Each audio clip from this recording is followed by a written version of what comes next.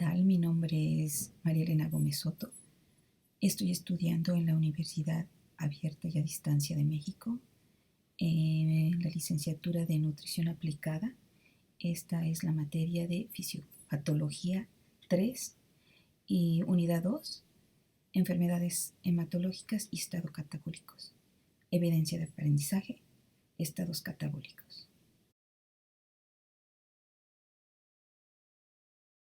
Desarrollo, estados catabólicos. Traumatismo, palabra griega, acción de herir. Es una lesión que sucede en cualquier parte del cuerpo, producto del efecto mecánico de un agente u objeto externo, que sucede de manera abrupta o violenta, originando el trauma o herida. Cuando se encuentra en varias partes del cuerpo, se habla de un politraumatismo. Clasificación según la lesión producida: por causa mecánica, cerrados o abiertos, órganos afectados. Lesiones del aparato locomotor. Contusión no produce rotura de la piel ni tejidos internos. Puede causar inflamación, dolor, hematoma, rubor y calor. Erosión. Hay lesión en la piel, causando afectación y pérdida de la capa superficial sin llegar a romperla. Heridas. Consiste en ruptura de la piel. Puede afectar a otros órganos que estén por debajo de esta. Otros tipos de heridas: esguinces, estiramiento o rasgadura de los ligamentos, tejido fibroso que conecta los huesos y articulaciones. Se clasifican según su gravedad en grado 1, grado 2, grado 3. Grado 1, distensión de parte del ligamento sin incluir rotura ni arrancamiento. Grado 2, rotura parcial o total de los ligamentos. Grado 3, rotura total del ligamento con arrancamiento con respecto al hueso. Luxaciones, dislocación completa que se produce cuando un hueso se sale de su articulación.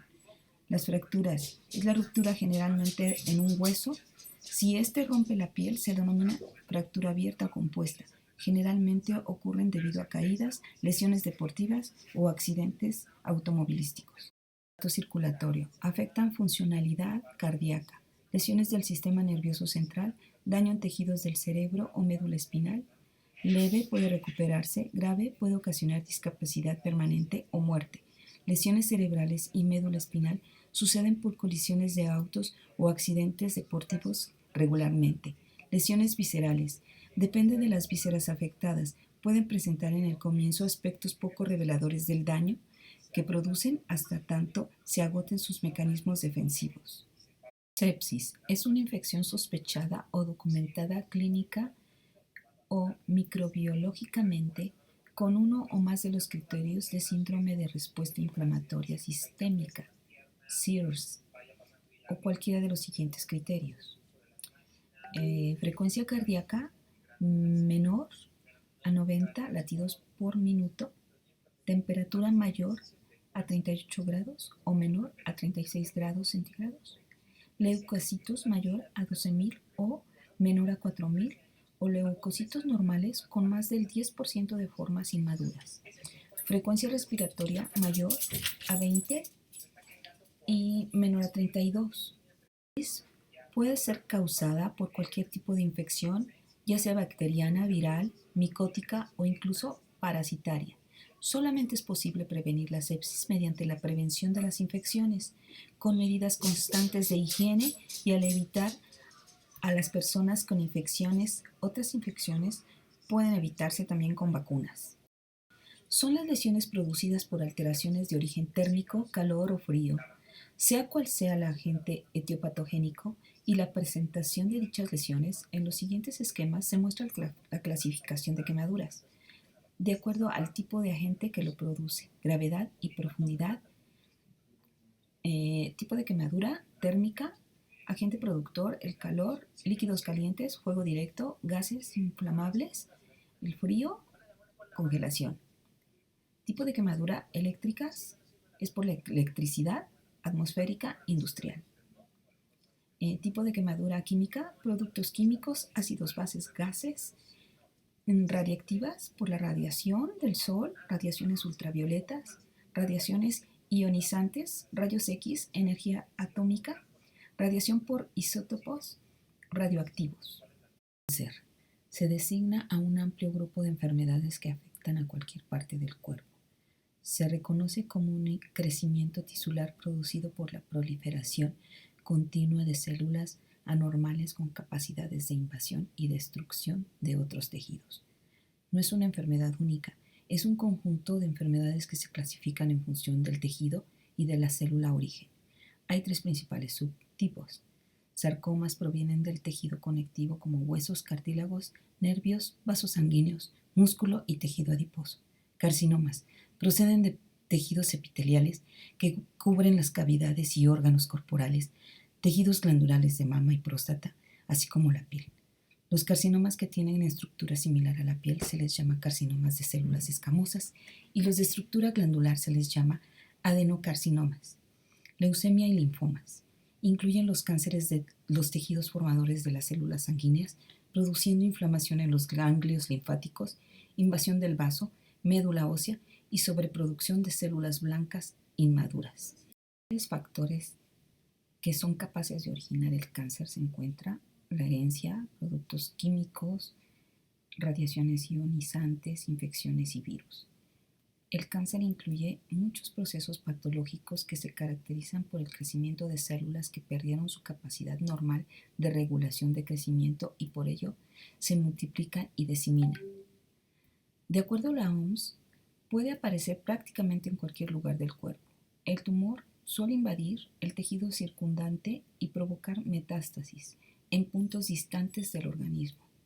Un porcentaje de cánceres pueden curarse mediante cirugía, radioterapia o quimioterapia, si se detectan en una fase temprana.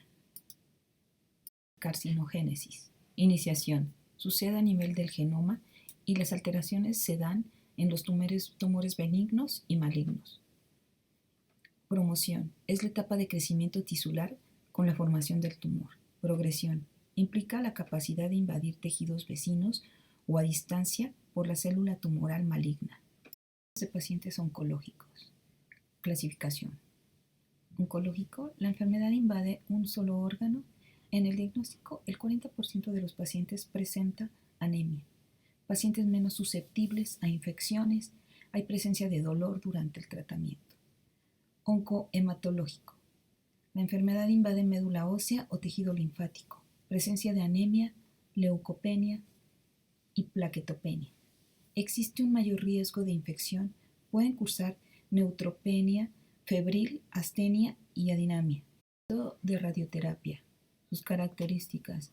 Se usa principalmente para tratar cánceres localizados. Consiste en el uso de radiaciones ionizantes para destruir las células malignas y hacer desaparecer el tumor o disminuir su tamaño y crecimiento. Efectos secundarios. Hay cansancio, cambios en la piel, en el área tratada, pérdida del apetito. Puede presentarse en algunos casos pérdida de cabello después de un tratamiento de radiación en la cabeza. De quimioterapia. Sus características consiste en tratar el cáncer con medicamentos de acción fuerte que por lo general se inyectan a través de una vena o se administran oralmente. Los efectos secundarios dependen del tipo de medicamentos usados en la quimioterapia, de la cantidad administrada y de la duración del tratamiento. Los efectos secundarios más comunes son náusea y vómito, pérdida temporal del cabello, probabilidad de presentar infecciones y cansancio. También conocida como terapia biológica, es un tipo de tratamiento para el cáncer que estimula las defensas naturales del cuerpo a fin de combatir el cáncer, haciendo uso de sustancias producidas por el cuerpo o fabricadas en un laboratorio para mejorar o restaurar la función del sistema inmunitario. Los efectos secundarios son: puede presentar reacciones en la piel, síntomas similares a la gripa, dolores musculares, falta de aire, hinchazón en las piernas, edemas, congestión de los senos paranasales, dolores de cabeza, aumento de peso a causa de la retención de líquido, diarrea, cambios hormonales, tos. Trasplante. Características. El trasplante de células madres es un tratamiento para algunos tipos de cáncer. Por ejemplo, se podría realizar un trasplante a los pacientes con leucemia, mieloma múltiple o algunos tipos de linfoma. Los efectos secundarios son dolor de boca y garganta, náusea y vómito, infecciones, hemorragias, problemas pulmonares, enfermedad de injerto contra huésped, enfermedad veno-oclusiva hepática, fracaso del injerto. El trasplante se usa principalmente en el tratamiento de algunas leucemias, linfomas y mielomas. Intenta reemplazar la médula ósea dañada o destruida por células madre obtenidas de una médula ósea sana. La médula ósea es el tejido graso y blando que se encuentra dentro de los huesos, pelvis, húmero, fémur, esternón del adulto, y las células madre hematopoyéticas están contenidas en él y son responsables de dar origen a todas las células sanguíneas. El trasplante de células madres hematopoyéticas del cordón umbilical pueden ser una alternativa siempre y cuando se cuente con el recurso debidamente preservado. En ocasiones el paciente puede recibir dosis más bajas de quimioterapia y o radioterapia previos al trasplante. Esto permite a pacientes de edad avanzada o con otros problemas recuperar la función hematopoyética. Para obtener una pronta recuperación del paciente. Los estados de hipercatabolia, grandes quemaduras, sepsis, politraumatismos y cáncer, entre otros, afecta a los pacientes con caquexia. Esta se convierte en la amenaza vital más inmediata que supera los efectos locales de los eventos mencionados. La malnutrición energético-proteica se asocia a alteraciones tales como la anorexia, la mala absorción y diversos problemas relacionados con la masticación y deglución. Aplicar las medidas generales en dependencia del tipo y grado de extensión. Reposición inicial de líquidos es vital el tratamiento inmediato. La reposición correcta de líquidos previene la vasoconstricción periférica y la hipoperfusión. Mantiene intacta la defensa local del huésped. Con los pacientes con quemaduras es identificar los pacientes quemados en riesgo de desnutrición, prevenir la desnutrición energética y nutrimental, intervenir terapéuticamente en los pacientes con riesgo de desnutrición, corregir los desbalances alimentarios, nutrimentales y metabólicos, prevenir la desnutrición energética y nutrimental hospitalaria y sus consecuencias. Se indicará el aporte nutritivo agresivo en los pacientes con quemaduras de más del 20% de área de superficie corporal, malnutrición previa, complicaciones como infección o lesiones asociadas como fractura o pérdida de peso superior al 10%. Estas últimas están relacionadas con el aumento de la mortalidad. El soporte nutricional se debe iniciar entre 1 y 2 días después de la fase de reposición de líquidos. Es preferible la hiperalimentación oral porque tiene menos complicaciones y es más barata. La anorexia, las quemaduras faciales o la disfagia pueden hacer difícil o imposible que sea de esta forma. Si la alimentación oral es inadecuada, pero la motilidad y la absorción gastrointestinal son normales, se recurre a la alimentación enteral por medio de sonda para complementar las comidas para aportar la nutrición total. La nutrición parental está indicada en pacientes con hileo gástrico o colónico, relacionado con quemaduras, operaciones repetidas o infección. Un tratamiento dietético óptimo antes e inmediatamente después del trasplante y un buen control nutricional a largo plazo mejoran la morbilidad y reducen las complicaciones en los pacientes trasplantados. En el manejo dietético nutricional de un paciente con trasplante se deben considerar 3 fases: pretrasplante, periodo post-trasplante inmediato y periodo post-trasplante tardío. En el trasplantado, las dietas de bajo contenido en microorganismos empleadas como terapéutica para prevenir la aparición de sepsis en el paciente trasplantado pueden ser diversas y varían según el tipo de trasplante. Todas deben cumplir con los principios básicos generales: evitar alimentos que puedan contener bacterias gram negativas y algunas levaduras, practicar técnicas seguras de manipulación y preparación de alimentos para evitar su contaminación, evitar alimentos contaminados con microorganismos como los huevos crudos, la carne cruda o poco cocida, el pescado y mariscos, leche no pasteurizada. Entre los objetivos del tratamiento dietético se busca reducir al mínimo la incidencia de infección, evitar los diferentes tipos de alimentos relacionados con el elevado contenido de bacterias gram negativas, Evitar las condiciones relacionadas a riesgo elevado de presentar complicaciones de origen bacteriano. Se puede ingerir agua carbonatada y estéril, o sea, hervida. Con cáncer presentan un riesgo muy elevado de malnutrición. Son candidatos a nutrición enteral si es que presentan pérdida de peso progresivo con buenas expectativas de tratamiento antitumoral y sin posibilidades de recuperación con dieta oral.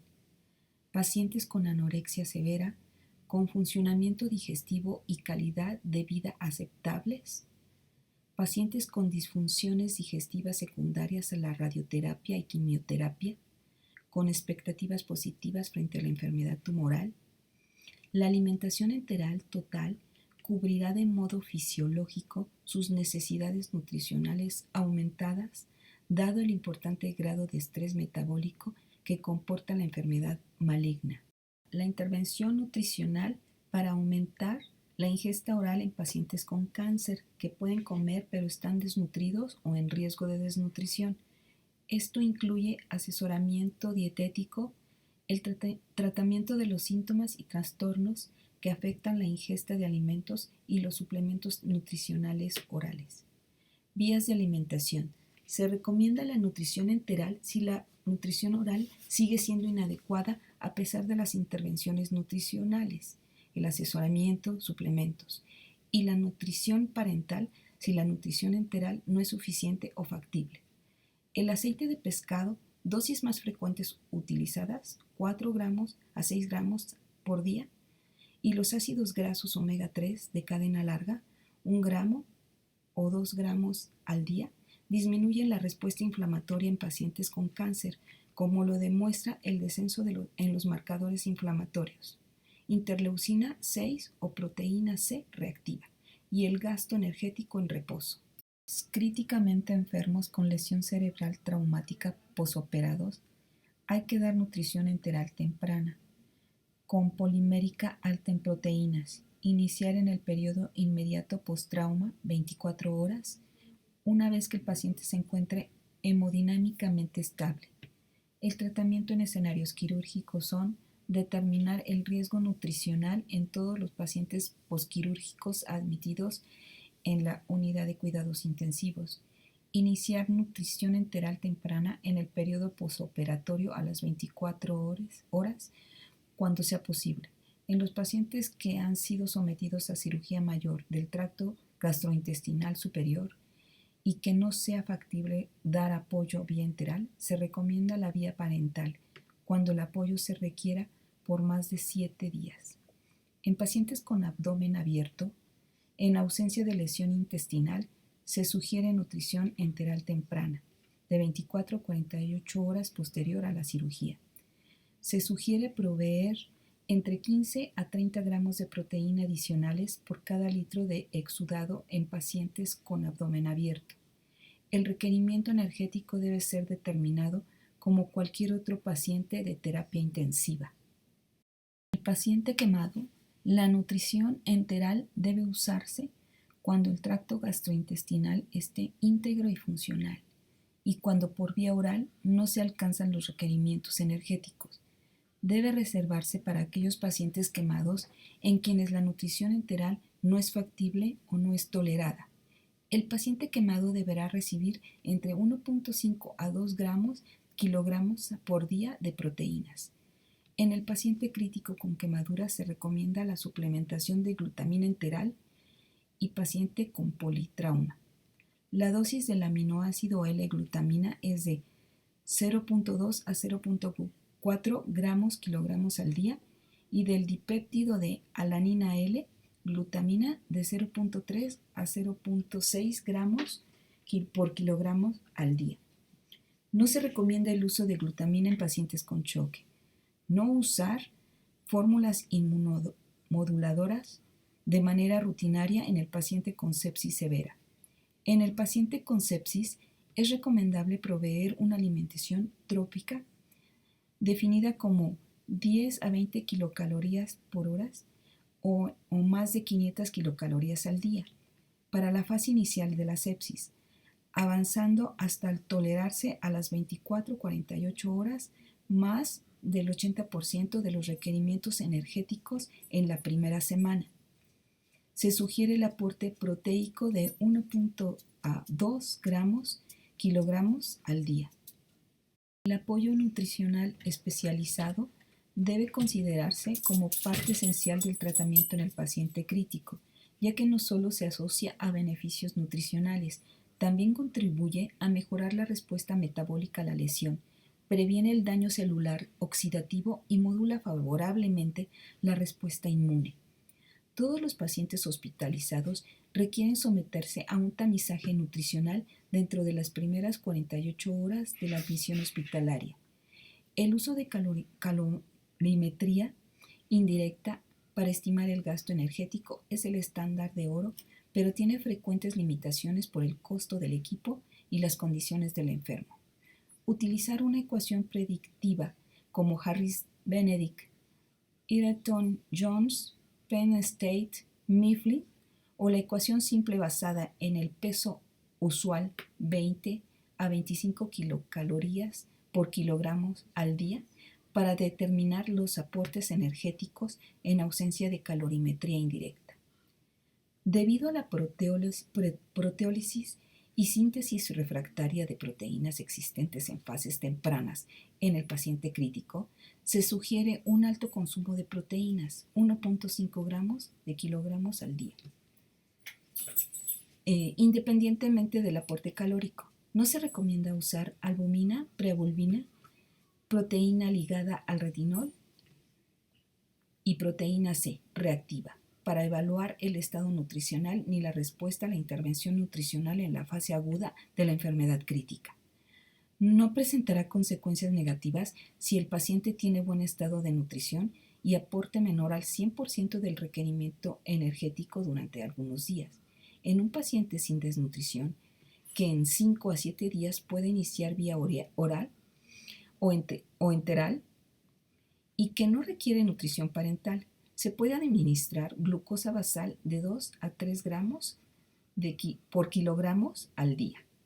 Iniciar apoyo nutricio vía parental de manera temprana cuando la nutrición enteral no sea posible y que el paciente tenga alto riesgo nutricional o esté severamente desnutrido.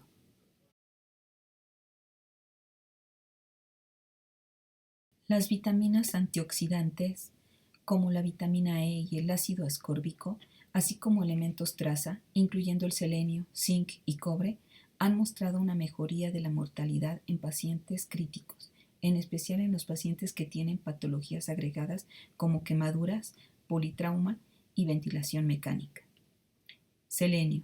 El selenio es considerado como uno de los más potentes antioxidantes en el escenario clínico, así como el zinc, el ácido ascórbico, la vitamina E y el betacaroteno. Sin embargo, en este momento no se puede hacer una recomendación con respecto al selenio, zinc y la suplementación de antioxidantes en sepsis. Zinc. La magnitud de la respuesta inflamatoria secundaria a un proceso infeccioso se considera inversamente proporcional a niveles plasmáticos de zinc, lo que nos hace suponer que al detectar niveles plasmáticos bajos de este elemento hay una mayor probabilidad de daño a los órganos, lo que incrementaría el riesgo de mortalidad. En el paciente crítico con quemaduras se recomienda la suplementación de glutamina enteral, así como en el paciente con pancreatitis aguda y politrauma. La dosis del aminoácido L-glutamina es de 0.2 a 0.4 gramos por kilogramo al día y del dipéptido de alanina L-glutamina de 0.3 a 0.6 gramos por kilogramos al día. No se recomienda el uso de glutamina en pacientes con shock. No usar fórmulas inmunomoduladoras de manera rutinaria en el paciente con sepsis severa. Ácidos grasos omega 3. El uso de aceite de soya en menor cantidad o utilizando otros lípidos combinados para ver la mejoría de desenlace en pacientes críticos. En duración de la ventilación. En una revisión sistemática y metaanálisis de 10 estudios aleatorios controlados con uso de emulsiones lipídicas con aceite de pescado, se asoció la reducción de infecciones con disminución de los días en ventilación mecánica y de la estancia hospitalaria. La prolongación de la estancia hospitalaria coloca al paciente en riesgo de sepsis e infección, y ello agrava la desnutrición. Esto aumenta el gasto metabólico y las necesidades de energía, nitrógeno proteico y micronutrientes del enfermo. El estado inmunológico del paciente críticamente enfermo se relaciona directa y estrechamente con el estado nutricional.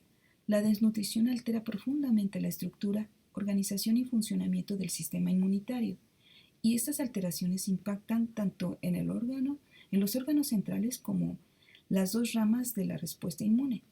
Al igual que la fagocitis, la producción de citoquinas, la secreción y afinidad de los anticuerpos y la actividad del sistema del complemento.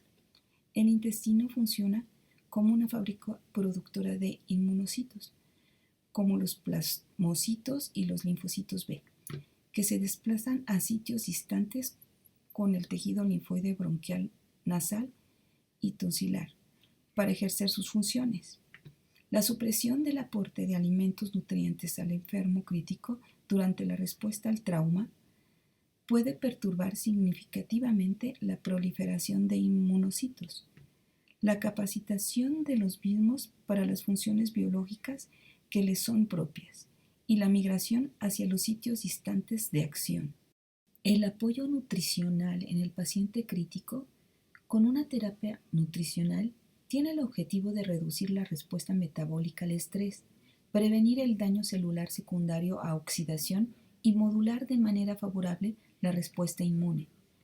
Se debe utilizar el abordaje coordinado para formular una decisión sobre el aporte nutricional, ya sea oral, enteral o parental, en el paciente crítico, con el objetivo de proveer un adecuado aporte energético y proteico, evitando las complicaciones asociadas a la terapia nutricional, siendo estas secundarias a sobrealimentación, infraalimentación o bien por una entrega inadecuada en el aporte por intolerancia gastrointestinal, interrupciones en el tratamiento, procedimientos, falta de personal o limitantes en el conocimiento de la terapia. El otorgar una terapia de soporte nutricional en un paciente en estado crítico es una estrategia terapéutica preventiva que reduce la severidad, limita la presencia de complicaciones, disminuye los días de estancia en la unidad de cuidados intensivos y tiene una repercusión favorable en el desenlace de patología del paciente. Agradezco su atención. Saludos cordiales.